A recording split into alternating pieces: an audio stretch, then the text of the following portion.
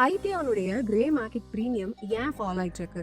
நீங்க நோட்டீஸ் பண்ணிருக்கீங்களா? ரீசெண்டா ஓபன் ஆன இல்ல லாஸ்ட் வீக் லிஸ்ட் ஆனப்பட்ட ஐபிஓ எல்லாமே அவங்களுடைய கிரே மார்க்கெட் பிரீமியம் கண்டினியூஸா ஃபால் ஆறத பார்த்துட்டே இருந்திருக்காங்க. ஸோ எக்ஸாக்டா இந்த ஐபிஓ மார்க்கெட்ல என்ன நடந்துட்டு இருக்கு, கிரே மார்க்கெட் பிரீமியம் அஃபெக்ட் பண்ற மாதிரி அப்படிங்கறத நம்ம புரிஞ்சுக்கலாம் இன்னைக்கு. உங்களுக்கு ஒரு விஷயம் தெரியும்னு நினைக்கிறேன்.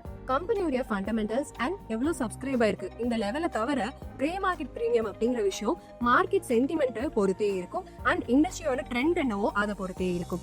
இந்த ரீசெண்ட் கிரே மார்க்கெட் பிரீமியமோட ஃபால் ஏன் அப்படின்னு பாத்தீங்கன்னா வீக் மார்க்கெட் சென்டிமெண்ட்ஸ் இருக்கு ப்ராடரா நம்ம சந்தையில பார்த்தோம்னா.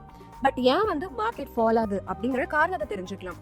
அக்டோபர்ல இருந்து எஃப்ஐஐ அதாவது ஃபாரின் இன்ஸ்டிடியூஷனல் இன்வெஸ்டர்ஸ் இவங்க கண்டினியூஸா அவங்களோட ஃபண்டை நம்ம சந்தையில இருந்து வித்ட்ரா பண்ணிட்டே இருக்காங்க.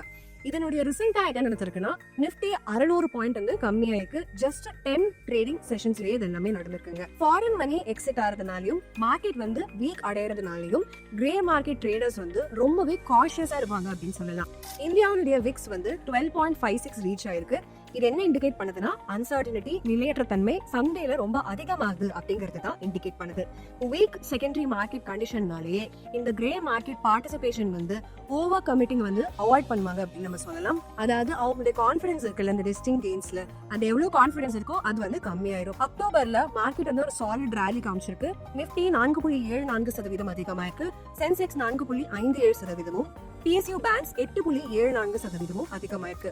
பட் நவம்பர்ல ப்ராஃபிட் புக்கிங் ஃபேஸ் ஸ்டார்ட் ஆயிடுச்சு அப்படின்னு நம்ம பார்க்கலாம். மார்க்கெட் கரெக்ஷன் மோட்குள்ள என்டர் ஆச்சு அப்படின்னா ட்ரேடர்ஸ் அவங்களுடைய எக்ஸ்பெக்டட் லிஸ்டிங் கெயின்ஸ் இருக்குல்ல அதுல ரொம்பவே காஷியஸா இருப்பாங்க அப்படின்னு நம்ம சொல்லலாங்க. ஸோ பாட்டம் லைன் என்ன நான் சொல்ல வரேன் அப்படின்னா strong fundamentals and high subscription always கேரண்டீடா லிஸ்டிங் கெயின்ஸ் தரவே தராது. மார்க்கெட் கண்டிஷன் அப்படிங்கிறது ரொம்பவே முக்கியமான விஷயமா இருக்கும். கமெண்ட் செக்ஷன்ல எந்த ரீசன்ட் ஐபிஓக்கு நீங்க அப்ளை பண்ணிருக்கீங்கன்னு சொல்லிடுங்க.